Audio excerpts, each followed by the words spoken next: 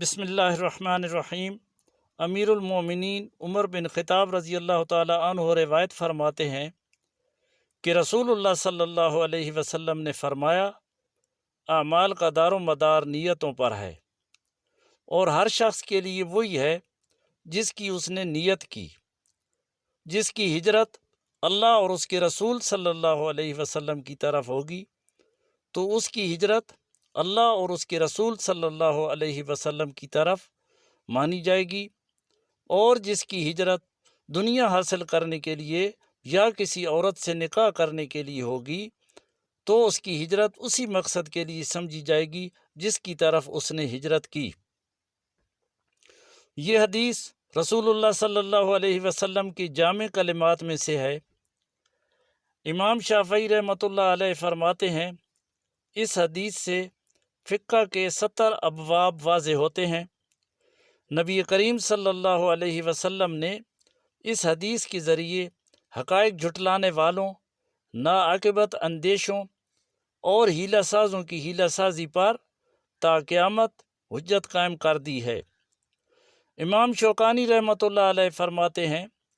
یہ حدیث اسلام کے بنیادی اصولوں میں سے ہے۔ اسے 1/3 علم بھی کہا گیا ہے۔ اس حدیث کی اہمیت کا اندازہ اس بات سے لگایا جا سکتا ہے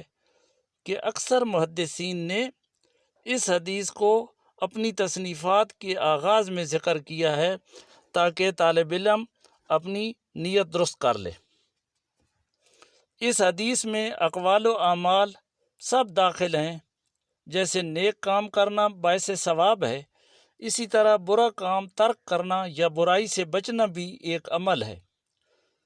اور کسی کام کے کرنے یا نہ کرنے کی بنیاد نیت ہے۔ اگر کوئی شخص برائی اللہ کے ڈر اور خوف سے چھوڑتا ہے تو اللہ تعالیٰ اسے اجر عطا کرے گا، اور وہ بھلائی جو کسی آدمی پر کرنا واجب ہے اگر اس کو بغیر عذر کے چھوڑتا ہے تو یہ شر ہے، اس پر اسے ملامت ہوگی۔ جیسا کہ ابو ہریرہ رضی اللہ تعالی عنہ سے روایت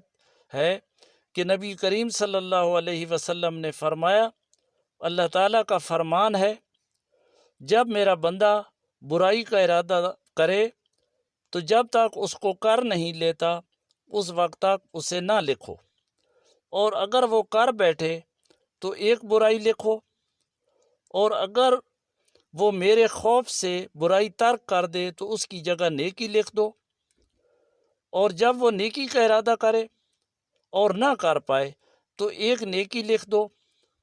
اور اگر اس نیکی کو انجام دے دے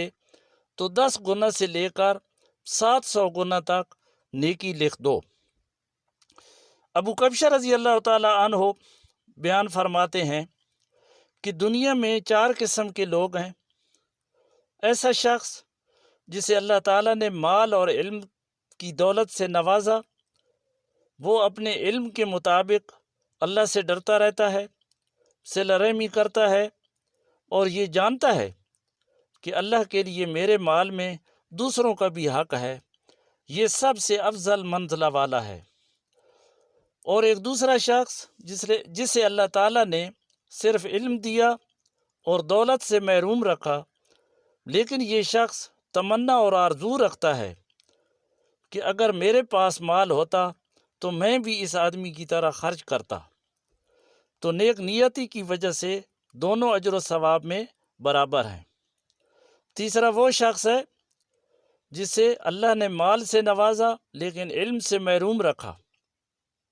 علم نہ ہونے کی وجہ سے مال میں بے جا تصرف کرتا ہے، نہ اللہ سے ڈرتا ہے، نہ ہی صلہ رحمی کرتا ہے، اور نہ ہی یہ جانتا ہے کہ اس کے مال میں اللہ کا بھی حق ہے، تو یہ سب سے برے مرتبہ والا شخص ہے۔ چوتھا وہ شخص ہے جسے اللہ نے مال دیا نہ علم، البتہ وہ تمنا رکھتا ہے کاش میرے پاس بھی مال ہوتا تو میں بھی اس شخص کی طرح کرتا، تو بدنیتی کی وجہ سے دونوں گناہ میں برابر ہیں۔ اگر کوئی شخص اپنی بیوی سے ازدواجی تعلق قائم کرتا ہے اس نیت کے ساتھ کہ یہ اس کا حق ہے، اور اس کے ساتھ اچھا سلوک کرتا ہے، یہ سمجھ کر کہ یہ اللہ تعالیٰ کا حکم ہے، یا نیک اولاد کی نیت سے، یا اپنا دامن اور بیوی کا دامن پاک رکھنے کی نیت سے، یا حرام کی طرف دیکھنے سے رک جانے کی نیت سے، یا ان کے علاوہ کسی نیک مقصد کے لیے شادی کرتا ہے، تو یقیناً یہ عبادت ہے۔ ابو ذر رضی اللہ تعالیٰ عنہ سے روایت ہے کہ انہوں نے نبی کریم صلی اللہ علیہ وسلم سے فرماتے ہوئے سنا، تم اپنی بیوی سے صحبت کرتے ہو تو یہ بھی صدقہ ہے۔ صحابہ کرام رضی اللہ عنہم نے تعجب سے عرض کیا، یا رسول اللہ صلی اللہ علیہ وسلم،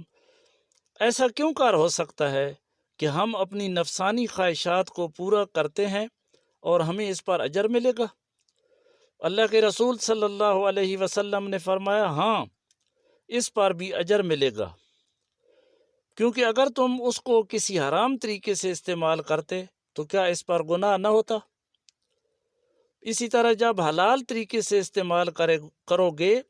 تو اس پر اجر ملے گا۔ اسی طرح آپ صلی اللہ علیہ وآلہ وسلم نے سعد بن ابی وقاص رضی اللہ تعالیٰ عنہ سے فرمایا، یعنی تم جو بھی خرچ کرتے ہو، اگر تمہارا ارادہ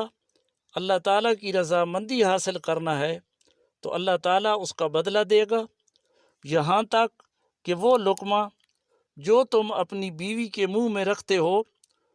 اس پر بھی تمہیں اجر و ثواب ملتا ہے۔